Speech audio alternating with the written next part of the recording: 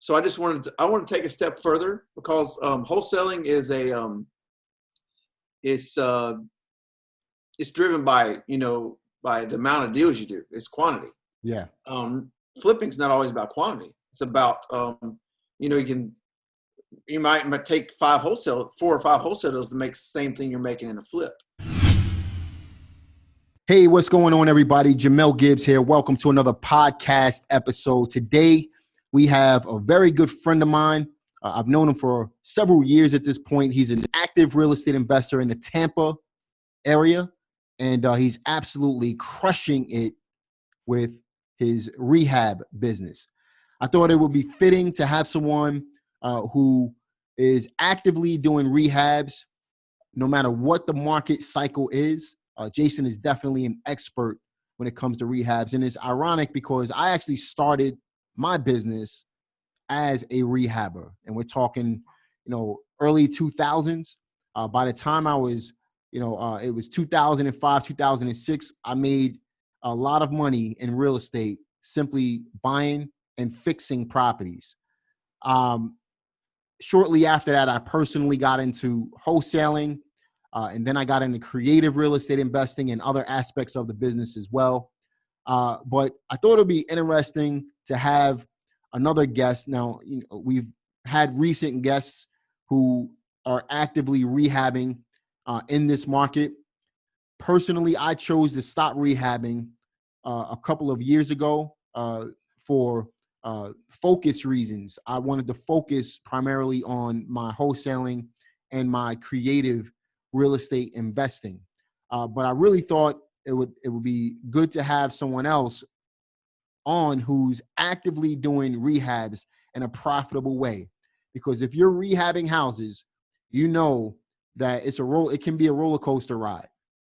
If you're not actively rehabbing houses, you're going to learn how you can do it successfully today. And Jason is definitely, I'm friends with Jason, so I know he's actively doing the business. I know that he's actively posting pictures online of, previous rehabs or active rehabs that he has right now. And that tells me that he's actively making money. If you see someone who's continually doing it over and over again, they're not going to do it if it's not profitable. And I know that for sure, Jason is profitable in his business. And like I said, rehabbing can be a roller coaster ride, but on the flip side to that, if you do it the right way, it can be very, very lucrative. And that's why I wanted to have Jason on the line today, because he specializes in rehabbing houses. He does wholesaling as well, but his preference is rehabbing houses. So I really wanted to hear what Jason had to say today. I know that you guys are going to benefit from this. The beautiful part about rehabbing, just so you guys know, is you're going to get much larger checks than you would on a wholesale deal. So keep that in the back of your mind. I'm sure there's a formula. I'm actually, if Jason doesn't share it, I'll share it with you on this podcast today in regards to how to stay liquid while you're rehabbing houses. But for the most part, rehabbing is a very good business, is very lucrative if it's done the right way. So I want to welcome Jason Gaston to the call. What's up, man? What's going on, Jamel? Thanks for having me on. Oh, man, it's a pleasure, brother. I'm looking forward to really hearing what you have to say in regards to rehabbing houses, primarily because I've rehabbed houses. I've been in the business for close to 20 years now. Majority of that time, I was rehabbing houses up until maybe 2 years ago when I started. I did a new development project. We built 33 houses on a plot of land, and I slowed down on the rehabs. But then I just kind of halted when it came to rehabs, primarily because, again, wholesaling, you're not going to make as much money, but you don't have to put in as much effort. What I like about what you have going on is you're systemized with the whole thing. You're making a lot of money doing it. So really wanted to have you on the call, man. It's a real pleasure to have you, brother. Yeah, absolutely. My journey was a little bit opposite of yours. You started out rehabbing. I started out wholesaling and then added rehabbing to that. Just because in the beginning, I was looking to generate capital first, right? So, to get myself out of the rat race, instead of working that 9 to 5, I was working in a warehouse in the hot heat of Florida, and that was no fun at all. But yeah, I started out with wholesaling and then did rehabbing. And also a couple of years back, we did some new construction projects too. But we backed off of that because the market's a little uncertain. So I feel like whenever the market changes, the first thing that goes is the new construction. So I backed off of that to more just the straight rehabs instead of any new construction type projects. Yeah, man.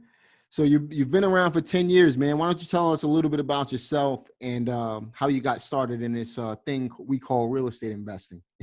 Yeah, absolutely. So what my initial interest in real estate was cause my uncle, who also is in North Carolina, he's in Charlotte, not too far from you up there in Greensboro. Yep. He was buying a lot of subject to, doing a lot of creative rentals. So he had created a portfolio of creative finance rentals. And he's always telling me, man, you need to get into this stuff. You need to get in real estate. So I was inspired by what he did. And then I started searching around. I don't know if you remember back in the day, now they give for like a 30-day free trial or some craziness. But I spent like $3,000 on Freedom Soft. You remember that when that came out, that big launch way back then? I was a part of it, man. Yeah, you were a part of it. I was on the other end, maxing out 2 credit cards to join it. So my initial start was I was influenced by my uncle in North Carolina, and then when all that big launch came out, I got sucked up into that whole Freedom Soft because that was like the biggest marketing thing that was out there at the time. So, but that being said, I learned a lot from it. And we also joined a major coaching program. But what I was able to do, and a lot of people have always asked me about how are you able to be successful so quickly, is within 3 months, I had made back the investment I put into the coaching. So, but that I put that all on taking a bunch of action and getting out there and beating the streets, So my story is I was in 10 years. I was working in a warehouse before. I was inspired by my uncle. And then I was researching stuff and ran across the Freedom Soft, and I went through their training. And yeah, of course, then it was way more expensive than this now. But yeah. So that's awesome, man. So you started off in the business as a wholesaler. Yeah. And you said within 3 months did you do one deal during that 3 months to make your money back, or did you do multiple deals? 3 wholesale deals. 3 wholesale deals in 3 months, just getting started. Actually, the first 2 happened in the very first month, and the third one happened in the next month. Gotcha. So what differentiated you from 99.99% of the people out there who don't take action? Like what was the difference between you and everyone else that helped you to get to that first 3 deals in a 3-month time frame?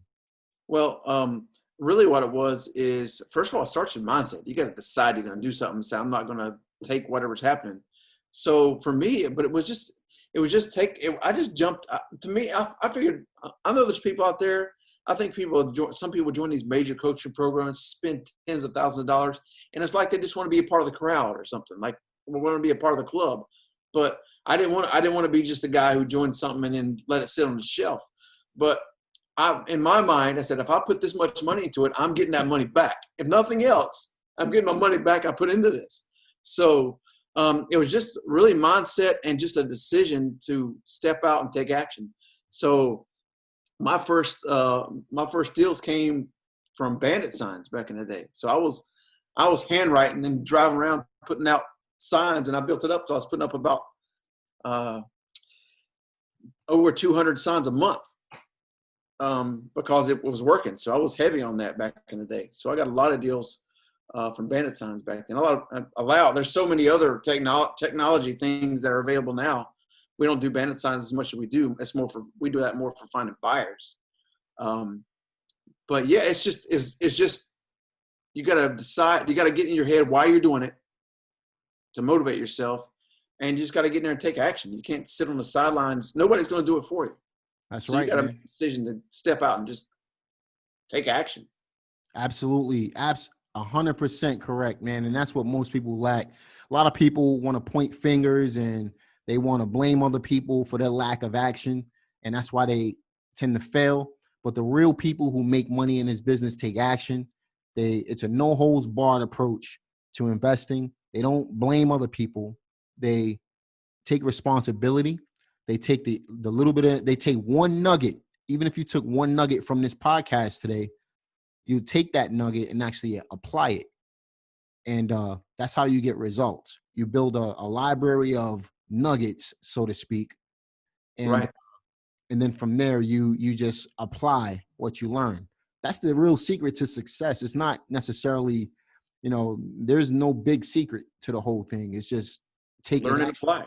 and giving it time. Yeah. Time is important, right? Mm-hmm. Most people don't give it enough time to be able to succeed. They look at other people's success and compare it. So they might hear that you did 3 deals in 90 days and say, if I don't do 3 deals in 90 days, I'm quitting. Right. But your story, your journey is going to be different. Everybody's journey is different in business. It took me 13 months to do my first $1,500 deal. And after that, I made my first $48,000. Yeah, that's funny. I'm my first deal. I did everything wrong. I only made $1,500 too. Oh, wow. The very first wholesale deal. Yeah, I butchered it. I closed the deal, made some money, but I butchered that deal. Yeah. I flipped a sandwich shop my first deal. It wasn't even it wasn't even a wholesale. First one, huh? Yeah, I flipped a sandwich shop. Somebody that I knew wanted to buy a sandwich shop.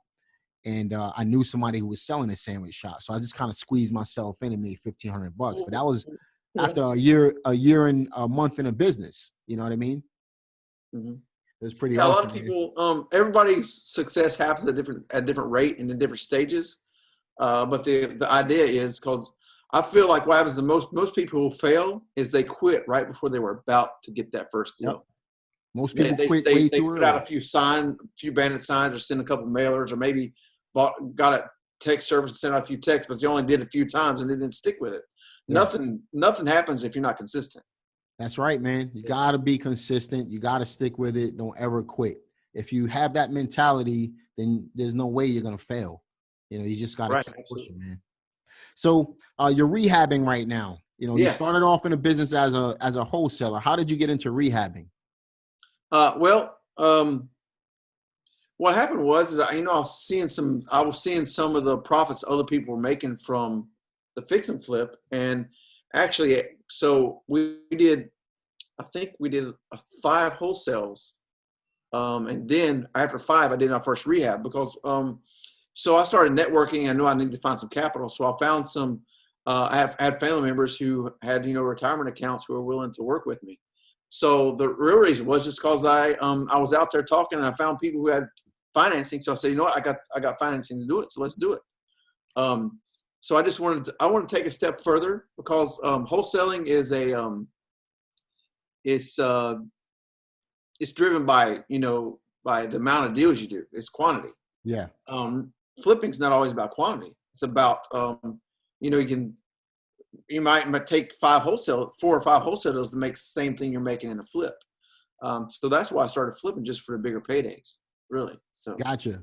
It's interesting, man. I have this formula. When I was rehabbing, I would wholesale 4 or 5 houses, and then I would flip 1. I would do it again, and then by the time I'm ending my second flip, I could take all that cash and buy a rental property. That's basically what I've been doing for 20 years. And doing the wholesaling keeps you liquid too. So wholesaling keeps you liquid. Rehabbing gives you the huge chunks, and you can take all that money and build the passive income, the residual income for rentals. Mm-hmm. These days, I kind of flip that a little bit, where I'm doing more creative investing in order to get the rental properties. But that was the formula that I used for years, and it just made me a ton of money, man.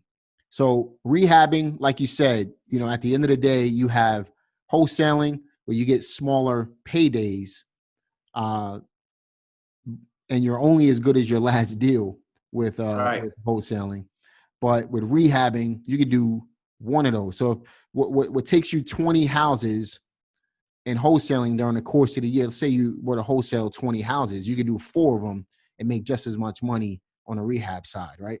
Right. Yeah, because from our experience here in my area, and we're close to Tampa, but now I live over in Polk County, which is in Lakeland between Orlando and Tampa. Yeah. So we do a lot of our Legoland, man. people call that Central Florida. So we do a lot of our deals there now. So you're near Legoland. Yes, absolutely. Yeah.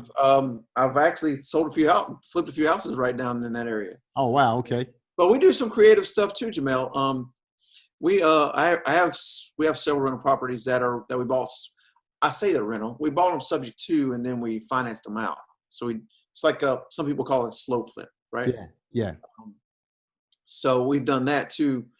So we do that, and we also buy fix. And for our rentals, a lot of our rentals are also properties we picked up as rehabs, and the numbers were right, so we refied and kept them. Because currently we have 8 rental properties ourselves, so we're trying to build that portfolio up too on top of, because at the end of the day, wholesaling and rehabbing is active income, and rental is much more passive. So the goal is to wholesale, fix and flip, buy rentals. So eventually I don't have to do the active side. I just live off the income from the rentals, That's right, man. Active income is money that you have to work for. Right. Passive income is money that you don't have to do anything for. You just get paid the same amount as long as you own that property. Right. Absolutely. So what are some of the misconceptions that people have when it comes to wholesaling versus rehabbing? Misconceptions? But you mean the difference between the two as far as wholesaling? Well, let me rephrase that. What are some of the things that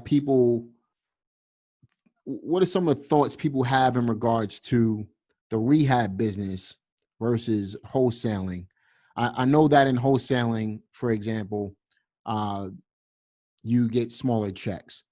Right. People think rehabbing is a lot harder than wholesaling. What are your thoughts on like some of the things that what are some of the pros and cons, I would say, when it comes to rehabbing versus wholesaling? Well, first of all, the pros of rehabbing, number one, of course, is the bigger payday checks.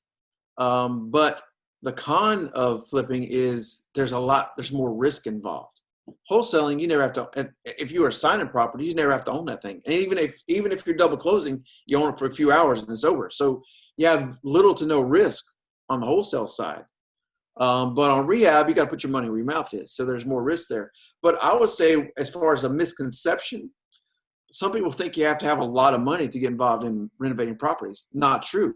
You have to know how to network and use other people's money, because I don't for buying our flips, 9 times out of 10 we don't use our own money. We have private individuals that we build a network of people who have retirement accounts or things like that, and they were looking for a higher return on their money than their 2% that they're getting in their retirement account. So the misconception between wholesaling is there is more risk, but you don't necessarily have to have as much money as people think, because if you set yourself up right and have some partners to back and network out there and find money partners, then it doesn't really take as much capital as you think to get involved in it. Which I think finding money is probably the hardest part of the whole thing. Right. And it can be the easiest part as well. It really all depends on, someone's networking abilities. What are some tips that you can give to our listeners in regards to getting their first private money lender, let's just say? Well, my first private money lender was family. So that got me started. But the funny thing is sometimes family is harder to convince than other people, and also harder to work with at times.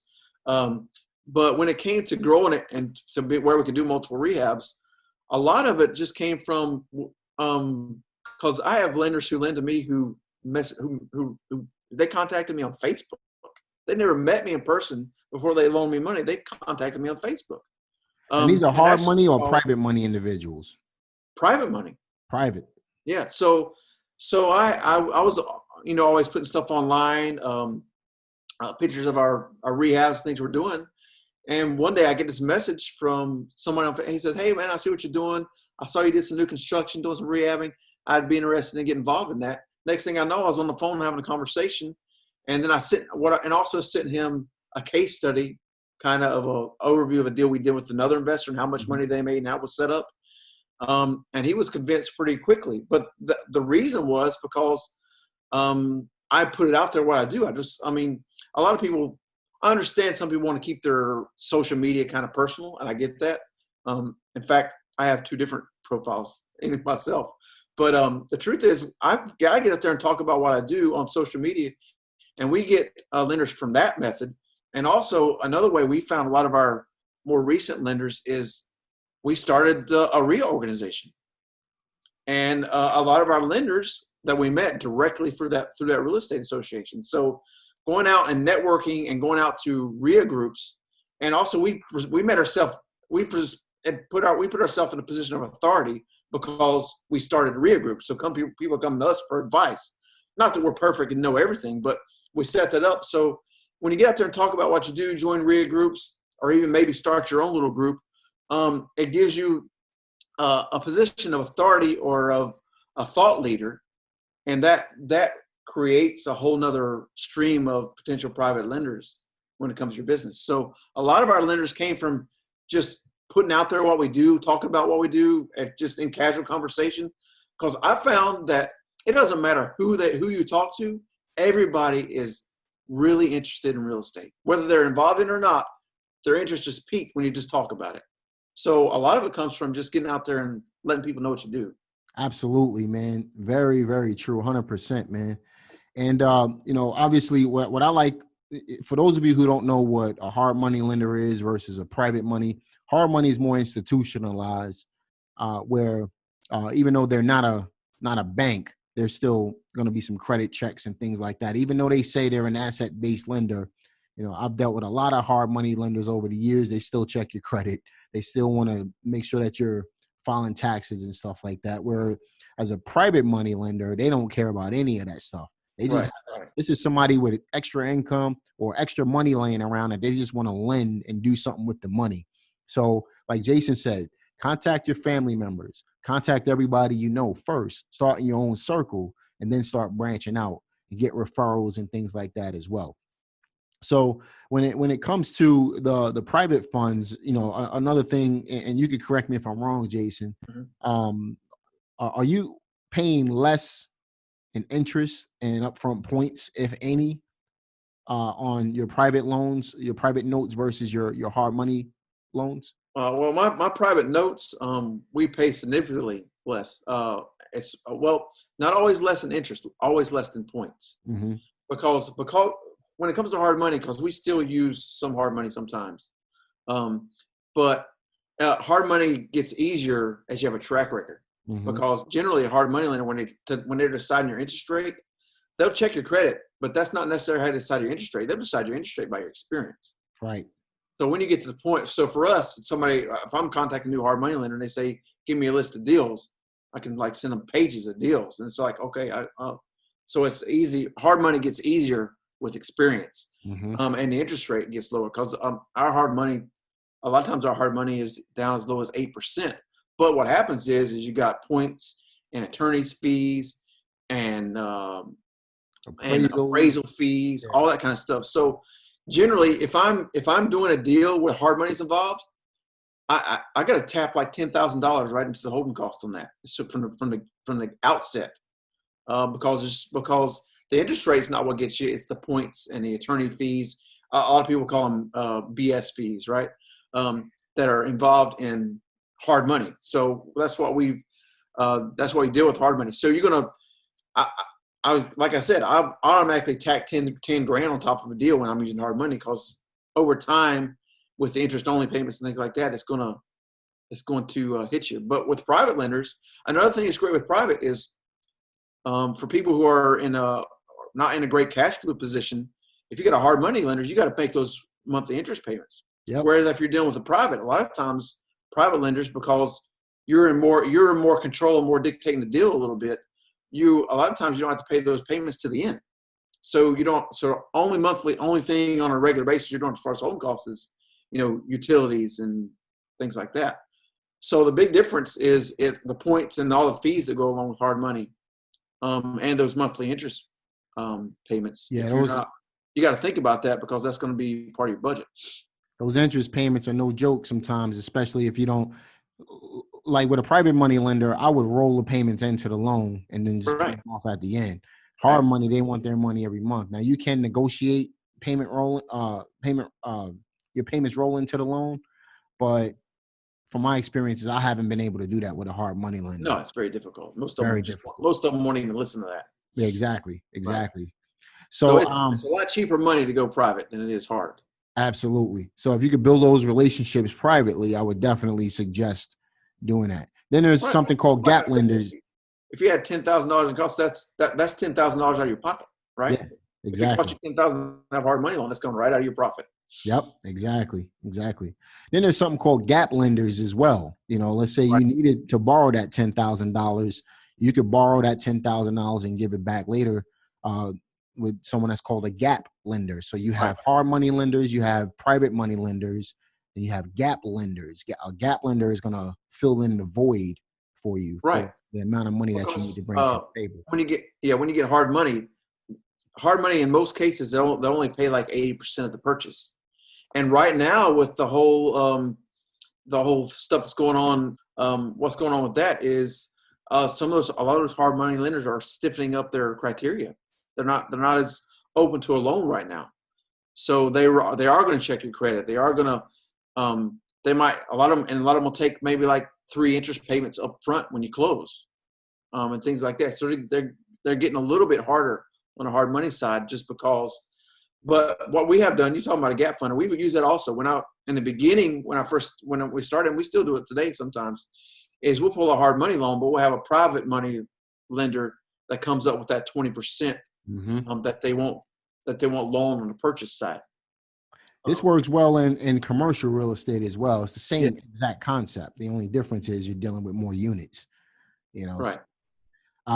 So let's talk about let's give them let's say a 5-step process to getting their first deal done successfully as a rehab flipper. As a rehabber, 5 steps.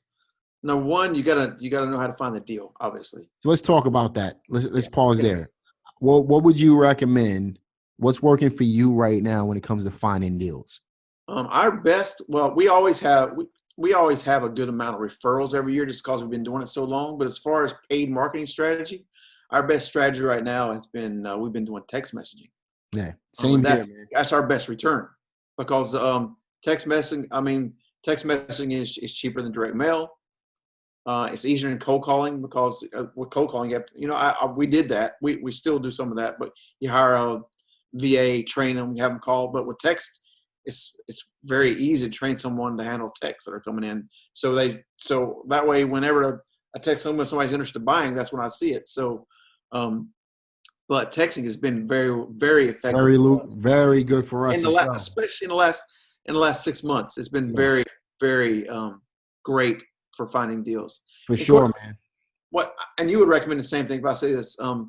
It doesn't matter if you're wholesaling or rehab. If you want to have a constant flow of deals, you're going to have more than just one marketing strategy going at one time. You're going to have 3 to 5 going. If you want a consistent lead flow, you're going to have 3 to 5 different marketing campaigns going at a time to keep that flow going. Yeah. And just right now for us, texting has been the best return on our investment dollars. What do you feel like you're spending from on a cost per deal? What are you spending right now?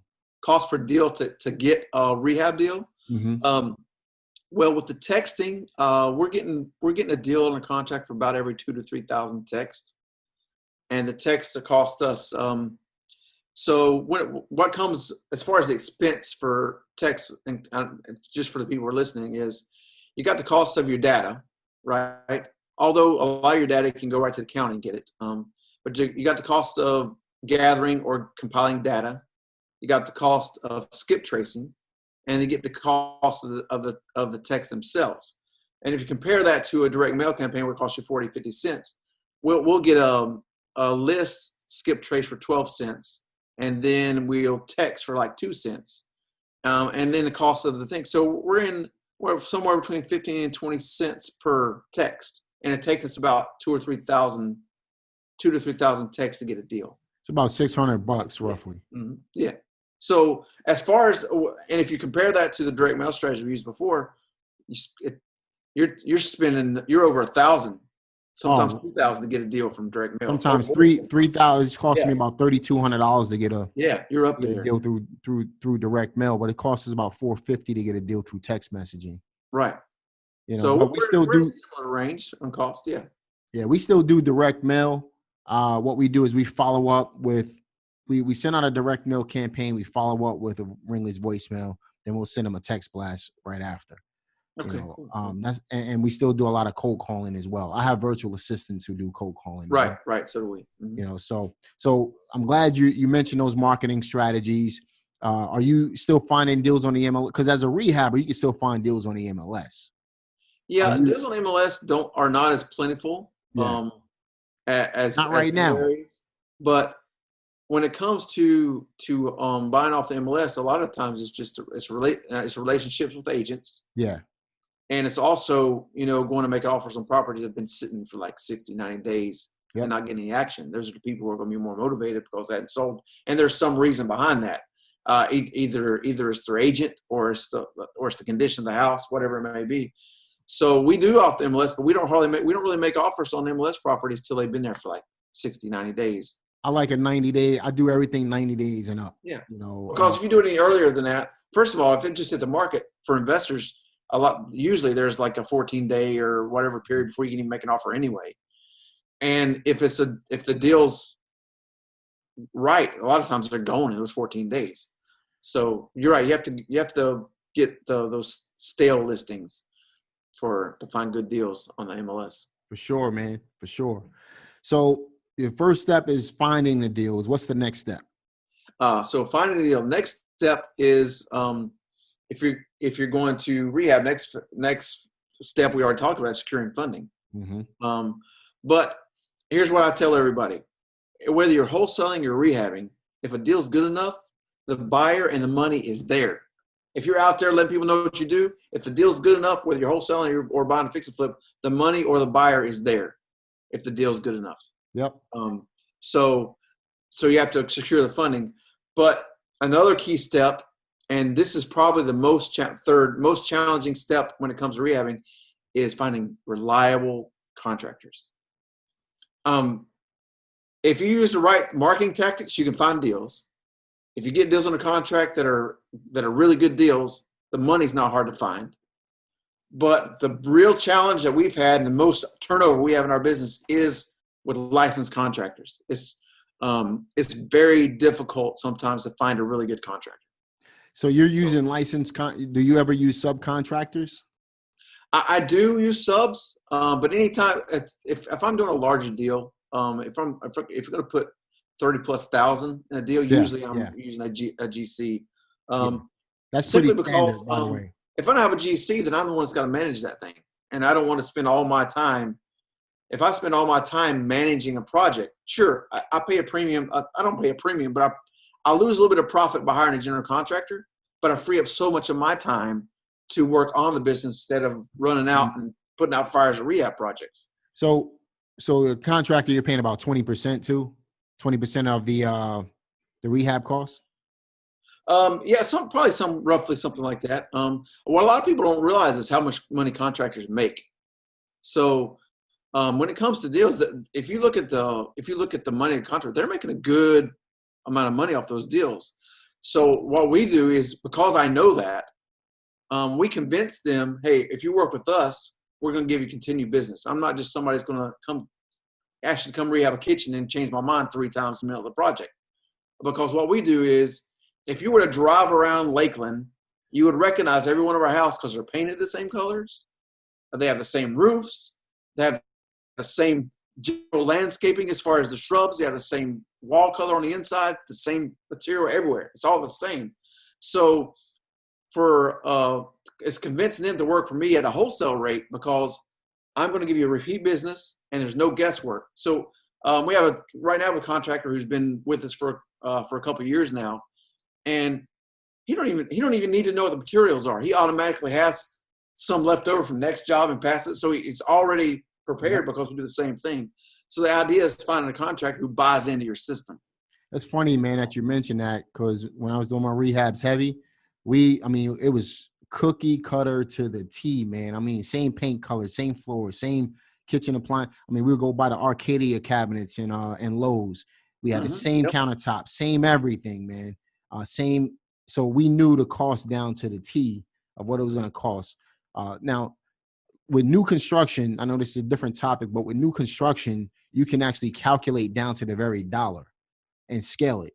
With rehabbing, you open up a wall and you can open up a can of worms. So that's the difference between the two. You really don't, you can have an estimate with rehabbing when it comes to, fixing properties up. But with new construction, the difference is because you're building it, down to the very dollar how much you're actually right. Exactly. Yeah. So another thing that a lot of new investors don't think about is they watch these flip shows on TV where they're buying these massive rehabs. They're putting 50, 60, $100,000+ in rehab. If you're brand new, I don't care what those shows say. Don't do it. Go buy a paint and carpet deal. Yep. That's right, man. They go buy some 1920s bungalow that has asbestos siding and lead paint and all this stuff. You gotta abate.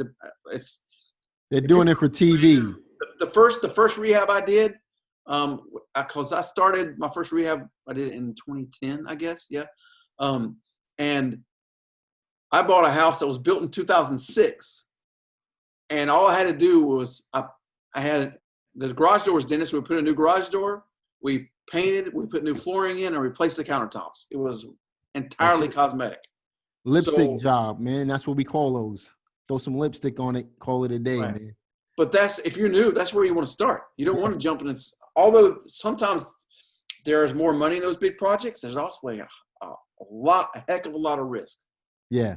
So my first 2 rehabs I did myself, right? And I quickly learned that that's not the way to do this. We're talking early 2000s. I didn't know anything about painting. I didn't know anything about rehabbing a house. I had this Home Depot book. Remember the orange Home Depot book? Yeah. Textbook. Still got it in my office. I went through the first 10 pages of that. I said, I don't need to read all of this stuff. I know how to paint a wall. All right. So I went in and it took me 3 months to rehab that house myself. I didn't hire any contractors. I figured out that that's not the way to go. Do you recommend someone just getting started to try to do that on their own? No, absolutely not. Well, because here's what happens. It takes way longer if you do it. And what happens is you get so involved in that rehab that by the time that one's done, you don't have another one lined up. Yeah. That was my issue. Then you got to start your whole marketing process again because you didn't have time to run marketing campaigns because you're busy fixing the house. Yeah. So then with marketing, it's a consistency and you build momentum over time. But if you're marketing, find a deal and then spend 3 or 4 months fixing it yourself, and then you got to start over marketing again to find another deal, you're pulling money right out of your pocket. A lot of people think, well, I can do it cheaper if I do it myself. Well, think about this. If you have a loan, because for instance, we have some projects that have taken longer over the years, obviously, but our typical project is about 6 weeks to rehab. So but that same project takes 6 weeks. If I did it, it's taken easily double, if not triple the same time that a contractor takes to do it. And by the time that one's done, if you're in the beginning, by the time, if you're not doing it, somebody else is doing it, by the time that one's done, you're ready to buy another one. And over time, you're ready to buy 2 or 3 at a time once you have a good crew of contractors working with you or builders working with you. So, a lot of people you don't realize how much time it takes. That's just like in wholesaling. A lot of us talk about when you're wholesaling to get out tested VAs. The reason we do that, even though it costs us money out of VA, is because that's tedious time wasting for us. It's not revenue generating. Right. And you working on a house is not generating revenue. It's just taking a bunch of time, and time's more valuable than money. So that's right, man. So we got find the deals. We got find the money, find the contractors. So what's step number 4? Step number 4 is you got to have a general idea you got to teach yourself a general idea of construction, because if you don't know a little bit about construction, about the cost, contractor is going to eat you alive. Mm-hmm. So, and maybe that probably should have came before the contractor in my, 5 things, but it's very good. Even go to Home Depot and go through different products to find out how much they cost. Talk to a contractor, and if you get a relationship, talk to a contractor and give them a breakdown, how much it costs per square of shingles to do a roof. Because if you know what the baseline costs of those are, then you're not nearly as likely to get taken advantage of by a contractor, because you know a little bit about yourself. So if I would say educate yourself on the cost of construction itself, so you understand that. So when you do hire a contractor, you don't pay more than you should, and you are able to negotiate them and work with you based on the idea that you're going to have more than one job with you. So you need to really study and understand the construction process to some extent. You don't have to know everything, but you got to know a general idea of what goes on in renovating a house. I 100% agree with that. For years, what I would do is I would buy all the material, and then I would only pay the contractor labor. So that way, a couple of tips for you guys. I never gave contractors money up front. Oh, absolutely. The one time that I did, I had to go hunt the contractor down and make him finish the job. I literally hunted him down, and I had to, make him finish the job. Right. But for the most part, that was a learning lesson for me. Yeah. So take it, however you want. But I would buy all the material, pay for it online, and then go ahead and have the contractor just simply go pick it up. Once they pick it up, you get the job started. And the way we do things, Jason, demo was the first couple of days, and then clean out during the first week. By the end of that first week, once everything is done, I'll walk through, then I'll cut you a check. That's how we did it. We never gave any money up front. We needed material, I'll order the materials. You go pick it up. The first installment will cover the material and the labor once it's installed, and then so on and so forth for 4 to 5 payments. Yeah. That's the way we worked it for years, man. And we streamlined the whole thing. So another tip I give to people is a way to protect yourself is we do the same thing. Now, I don't buy materials. I let the contractor buy materials. But what I do when he quotes me, I give him to break down the labor and the material separately so I can see it, because I want to know where the money's going. So I let them do it because I don't want to deal with that. That's another thing I try to take off my plate. But even when you're dealing with a contractor, and you're always stay ahead on work and behind on money. So always we don't pay anything till work's complete, right? Same as you. But another key factor that people have to realize is there's this one little form that will save your butt over and over again, and it's called a lien waiver. Yep, a lien waiver. So a lot of people just do like a final unconditional lien waiver at the very end. I do a lien waiver for every time I cut a check. So it's called a progress lien waiver. That's a good tip right there. I've only ever I did a contractor's agreement. We did the scope of work. We did the insurance liability waiver, and then we did the final and unconditional lien waiver. I like the fact that you mentioned the progress waiver. How does that work? So I just tell a contractor up front before we get started, I'm not going to cut you a dime worth of money. I'm not going to cut you any checks until you sign this paper. You have to sign this first, then I cut the check. And I just tell them that up front, because I'll tell you what happens is, if you wait to the end to do a final unconditional lien waiver, what if that contractor starts acting crazy in the middle? You don't have a lien waiver for that stuff. So I'll give you a story. We actually renovated a house. It's when I came, I've done most of my business in Tampa. It's one of the first renovation projects that I did over here in Polk County. So I was working with a new contractor.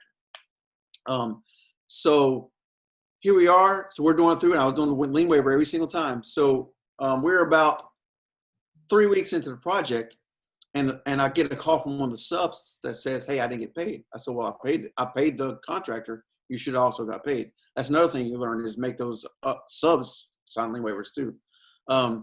But so they started calling me. I had like 2 or 3 call me. So what's going on with this guy? So I called him, and he said, "Oh, I paid him." But he could never prove it. So over time, I just got fed up with it. I realized, because all these people calling me. So I said, so finally I went there. I said, you know what? I said, and he was doing decent work. I said, I can't trust you. You're not paying your subs. So I fired him. Right. I fired him, and he was on two different houses at one time. At the time, I fired him, and he liened each house for $10,000 a piece, saying that I didn't pay him. But because I had the lien waivers, I was able to get rid of that. So what we had to do when we sold the property, in order to sell it, we had to pay the bond off that the way he's trying to lend for the money. And it took like 30 days after we sold it, but we ended up getting the money back. We lost some money in fees and things like that. But if we hadn't done that, I would have been out $20,000 because if I didn't have the progress lien waivers. So I'm very, we're very, very strict on that. I'm not paying until you sign a lien waiver. That's every time I write a check, you're signing a lien waiver. Yeah, absolutely. I like that. I like that idea, man. If I get back into rehabbing myself, I think that's going to be the way to go. Another quick question for you. So what are some of the steps that you're taking in order to get the rehab project done? Like, what are you doing first to last? First to last, we typically like to work outside in for major things. First thing is demo. So we try to work outside in. Now, I'm not talking about necessarily like we paint the outside in the beginning, but roof, windows, things like that. We try to work outside in. And then, let me stop you right there. That's the way I did it. The reason why we did that, the reason why we did that personally is so that we could get the outside done. Wasn't necessarily getting the landscaping done. That was last, but, as long as the house looked good in the front, we slapped the sign outside to start drawing some in. Right. The pre-sale. Right. Exactly. Like a coming soon sign. Exactly. Mm-hmm. So that's what we always work outside in. And then the first things you do after demo is the major things is, if you have AC, if you got to do AC or any plumbing work that happens, because you have to get to the rough first. But a lot of times right now, what we're doing is I'm trying to stay away from too many heavy projects because I don't want to be in very long because of the unemployment rate has went up so high because of the situation out there right now. The market has not downturned yet, as we spoke about earlier, but I feel like at some point this unemployment 6 or 12 months down the road has to affect the market to some extent. I don't know how much, but to some extent. So we're trying to stay in lighter projects right now, but we work outside in. So if you're doing like a full rehab, outside in, major mechanicals first, then kitchens, baths, and then the final touches is the flooring and things like that. Got it. That's a rough overview, I know, but awesome, man. So what would be step number 5 then? Step number 5 is a good real estate agent. And trust me, they're not all created equal. Although when you rehab a property when you do it right, when you do the work right on rehab, it's usually typically a fairly easy sell for a realtor. But you have to find a realtor who's very good at communicating. Yeah. So we also, not only do we communicate very well, but we also, with our realtors, we negotiate. So instead of paying the full 6%, we negotiate their fee down because we're giving them multiple projects. A lot of people say, and then people say, why don't you get your license? Just listen to yourself. Again, that's another thing of take time that somebody else should be doing that I could be finding, working on the business, finding more deals, finding more funding to keep things going. But it's very important to find an investor-friendly real estate agent who understands the value of continued work and who is an excellent communicator. The worst thing you ever run into is a real estate agent that doesn't communicate at all. They have to be a very good communication because, they're a middleman to get the thing done. They're talking to the title company, they're talking to the other agent or the buyer, they're talking to you. So if they fail in communication, it's just going to take you that much longer to close the deal. And the longer it takes to close the deal, the more interest you're paying. Also, you want to find an agent that is willing to work with you as well, a flexible agent, someone that's going to be a team player. Right. Interesting thing, we have one of our agents, actually, he came to one of our REIA events and he started lending money to us. So every time he lends money, we also give him the listing, but he's also the best agent I've ever worked with. So now we give him not only the ones he lends on, we give him all of them because he has a system. He has a thing right. Anytime everything happens, I don't know what database or system he's using, but I get an email when there's a showing. I get an email when there's comments on that. And he'll call me like once a week and say, here's where we're at. Here's how many people looked at it. He'll make recommendations as if we need to adjust price, things like that. So you have to have somebody who's going to work with you and communicate very well, because communication is the key when it comes to selling real estate with a real estate agent, because there's lenders, there's title companies, there's agents, there's so many people involved. They got to be excellent communicators. Absolutely, man. You don't want to pick one who does like one listing a year for a family member. You want somebody who actually has a system and business going. Yeah, man. Great points today, man. So you got step number 1 is to find the deals. Step number 2 is to go ahead and find private money for those deals. Step number 3 is to find the contractors, understand your costs when it comes to rehabbing, and work from the outside in as well. Step number 4. And then step number 5, go ahead and find an excellent team playing realtor to do some business with. The realtor is going to handle the heavy load as far as selling the houses and getting you paid at the end of the day. It really is when I started rehabbing, the MLS was like the bread and butter for me back then. I didn't have to spend a lot of money on marketing, but as time went on and more competition came into the market, and post recession from 08, 09. We definitely we're in a position now where we have to do a lot more marketing in order to find the deals. So listen to this podcast over and over again if you're interested in rehabbing. It's definitely a great way to make money. It has to fit your personality, and understand that it's a very lucrative business if you apply everything that Jason talked about today. So Jason, I know you're a book reader. Are you currently reading anything right now? I'm always reading something, and sometimes I read books over and over again. Sometimes, recently something that I've read and I'm starting to apply and that I've applied to my business is a book called The 12-Week Year. It's about how to get the same amount done that most people do in a year in 12 weeks. So the book is really about just creating deadlines for yourself and motivating yourself, because most people, they have this far out goal at the end of the year. It seems way out there. And then what happens is you get to the end of the year, the last 2 months of the year, and you're rushing trying to meet these goals, and then the holidays hit you. So it's like, man, so if you separate that into quarters, and have sharp deadlines for what you want to accomplish, then you get a lot more done. So that's one that I've read actually like 3 times now, and I'm applying more and more to our business just to get more things done. So 12-Week Year. I'm definitely going to link that in the description box as well. And I know that you have Flip Savage, the Flip Savage group on Facebook. We were just talking about that. In fact, how can our listeners get in contact with you if they wanted more information or see if they could do some deals with you? Right. If they're interested in being a group, you can if you search Flip Savage on Facebook, it's called Flip Savage Secret Group. You can join that. We put a lot of information in there, try to help people in there. A lot of trainings and things we do for free, and with live Facebook videos and things, so you can do that. But if you on all social media, if you look up Jason M. Gaston, you'll find me in all the social media outlets, or you can see my website at freedomflippingacademy.com. You can freedomflippingacademy.com. Jason M. Gaston on all social media platforms, and Flip Savage Group on Facebook. Definitely check him out. Right. Jason, it's been a real pleasure having you, man. Thank you so much for taking the time to come on our show today, and I appreciate you inviting me. Share some great information, brother. But listen, guys, as I always tell you guys, look, at the end of the day, you can learn as much as you can, but education without implementation leads to nothing.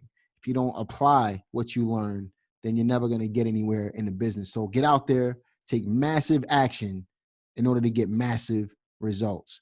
I'll talk to you on the next one. right back.